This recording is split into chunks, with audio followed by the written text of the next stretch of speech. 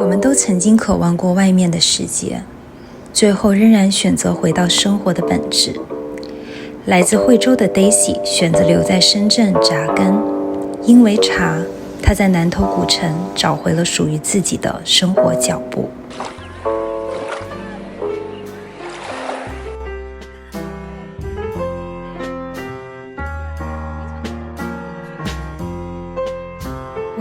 我想听你说 She's heard。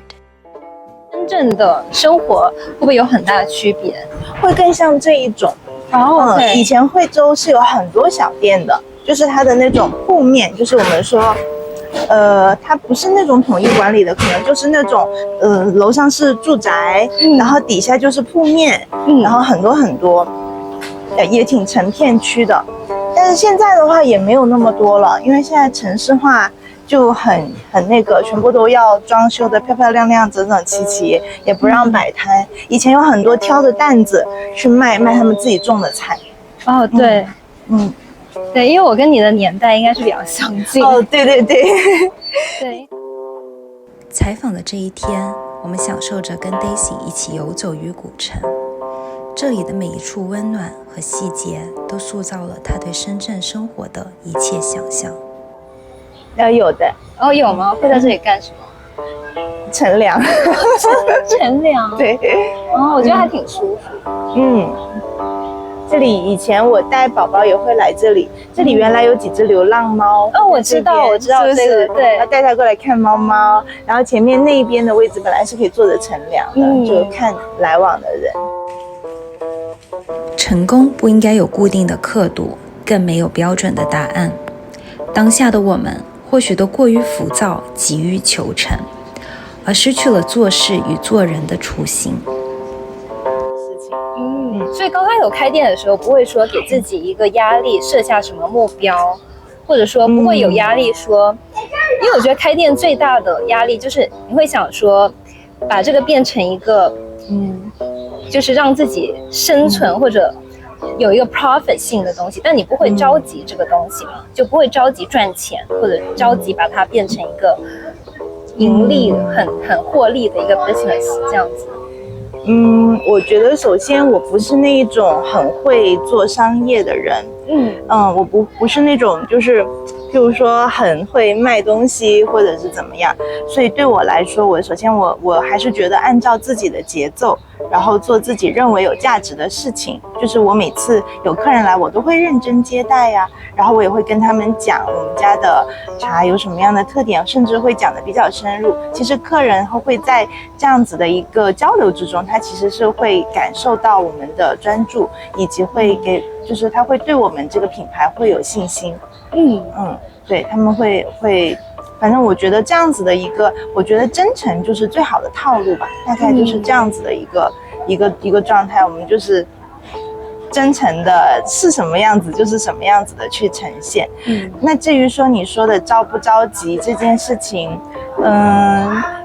可能偶尔会有一点焦虑，但是我觉得这个事情也急不来，应该是慢慢来会比较快。为什么说慢慢来会比较快？慢慢来你会更坚定的在做自己的事情，它反而就成为了很好的效果。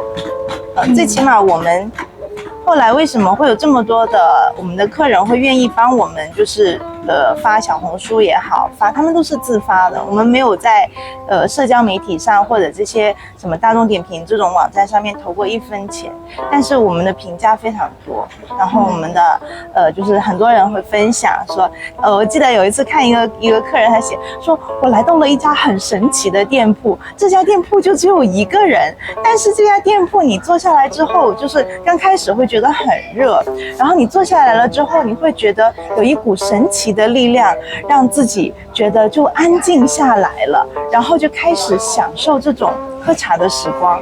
这是我一个客人写，我觉得他写的很搞笑，但是又写的又很符合我们的一个状态。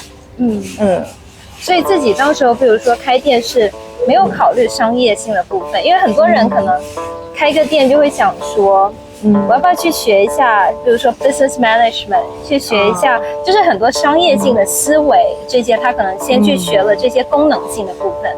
但我觉得你刚才说到的一个点，就觉得真诚其实是最有价值的一个部分。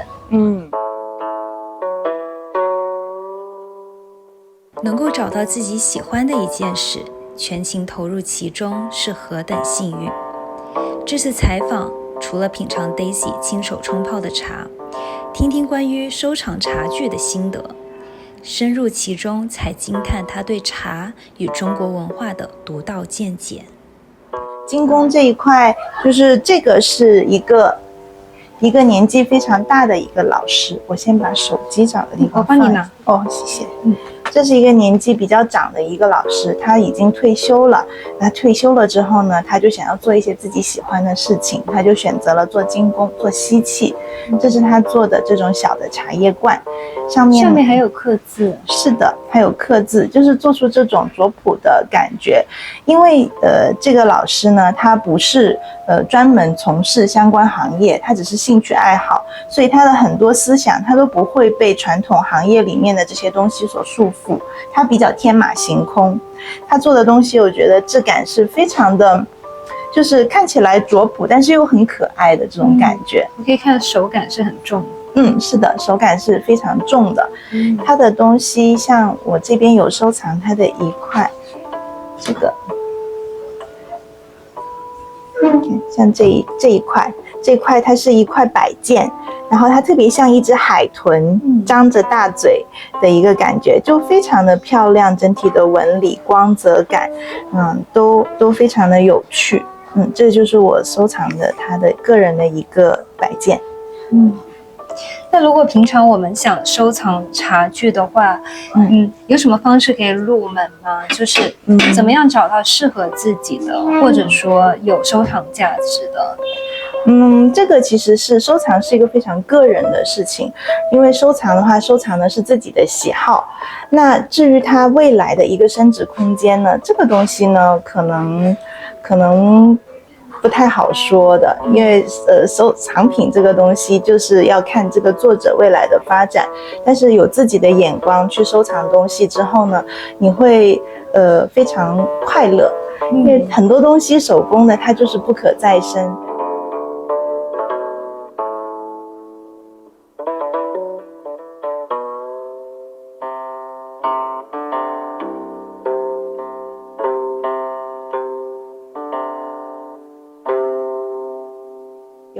我们有一些作者，他的东西前期做得非常的好，但是我们都卖掉了，到后期他的东西做不出那个状态了，但是我们前期的又都没有了，我手里就一件都没有。这就是收藏，有的时候就是一个心头好，它是千金难买的。你自己的话是从哪些东西开始收藏的？就是像茶具的话，你刚刚开头收藏类型的茶具会是什么类型的茶具？最开始都是从壶跟杯子。像我们平时自己出去喝茶，对吧？你可能会喜欢带一只自己的主人杯，去外面喝茶的时候，你可以用自己的杯子。自己也会觉得赏心悦目。一般来说，杯子是我们最早会入的单品。然后呢，就是茶壶，因为你会进阶到想要自己布置茶席、自己泡茶，那你就会想要有一把趁手的好壶。然后再是一些配件，像我们说的一些壶尘啦，像这些都是壶尘。然后盖碗，用壶用了一段时间之后，可能会想要使用盖碗去冲泡不同风味的茶，所以盖碗也是接下来会入的。这几个都是重器。入了之后呢，到后面你就会想要有一把银壶，然后有一个炭炉，然后可能还会想要有一张茶桌，有一间茶室，这是一步一步慢慢积累起来。就是你对这个喝茶的体验有更多的追求，更深的追求之后，可能你想要的东西也会更多。是的，是的，就是这个坑越来越深。沿途走来，坚持做自己挺难，坚持属于自己的决定更难。或许就是因为这一份清醒，让我觉得当下他所拥有的一切都值得被羡慕。可能我也会有一段时间，我会有一点迷茫，就是可能没有那么坚定，觉得自己好像什么都跟别人不太一样，那这样子会不会成为一个边缘化的人呢？或者说成为一个奇怪的人？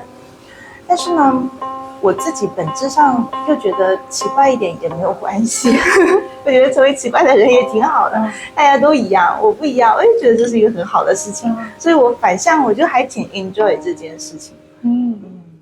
Daisy 说自己从小就是个异想天开的人，曾经还想象过自己拿起吉他成为流浪歌手，赚点路费四处旅行。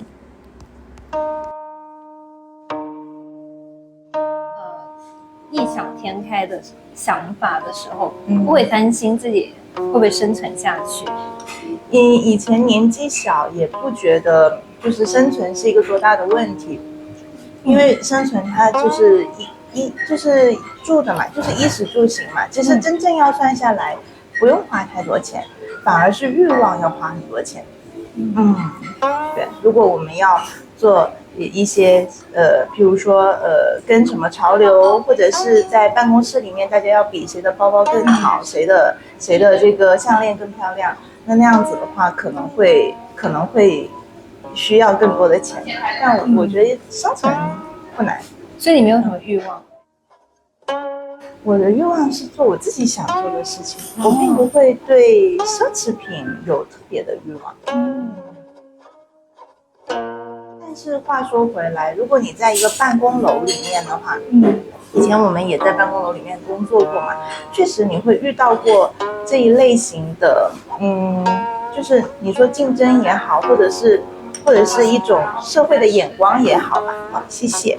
就可能你背一个布包，别人背一个奢侈品的包，那人家可能会觉得，你为什么只是背一个布包？就是你可能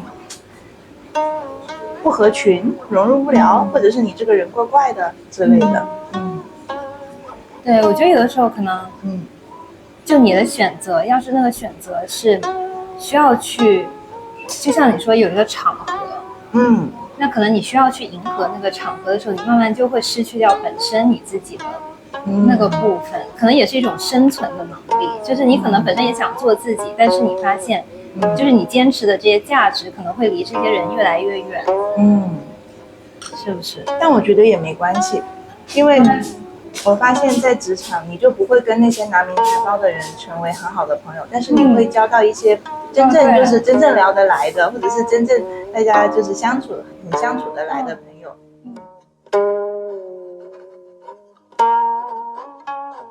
认识 Daisy 是在她成为妈妈之前，她全身心投入经营茶社，奔波于茶山。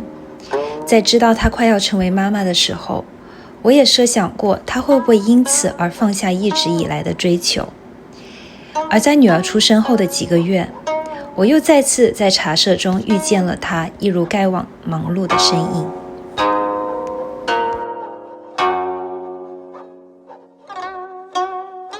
或许是因为成长中有过挣扎，让我们先学会了完善自己，再让我们成为曾经自己心目中所需要的父母的模样。就是因为像你刚开头就是说了解茶也是透过你自己的家人，那他们对于就是说他们对你有没有期望，或者说会不会想说你在深圳这里，他们有没有一个理想你生活的状态是怎么样的？他们其实不太支持这件事情吧，也不能说不支持，只能说他们觉得就是一个好的生活应该是要去到一个好的公司，然后拿一份稳定的收入，然后呢可以相夫教子，就是一个稳定的生活是他们觉得比较 safe，比较安全比较好的一个状态。那如果是自己开茶店的话呢，你就有可能会面临到亏损的风险啊，甚至很多事情都需要自己操心，也可能会更辛苦一点。就家人只能说他们最后看到了我做的效果，他们还是支持我的。所以刚开头他们尽管反对，但是你是有办法屏蔽他们的声音，去坚持自己做的事情。对。对。是怎么样的屏蔽？因为他们不在深圳，所以物理距离还是很重要的。对的。他们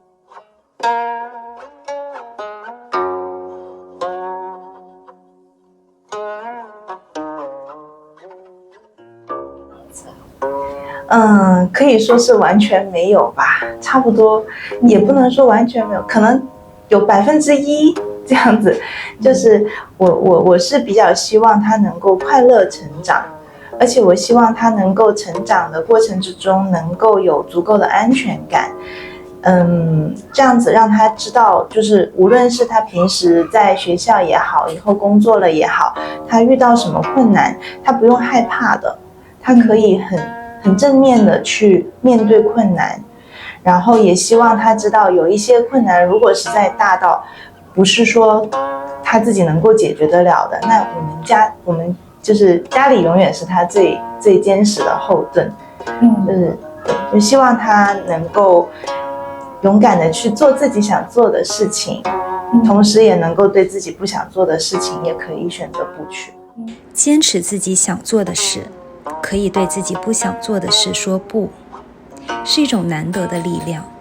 在我们离开前，Daisy 为下个阶段的自己留下了一封信。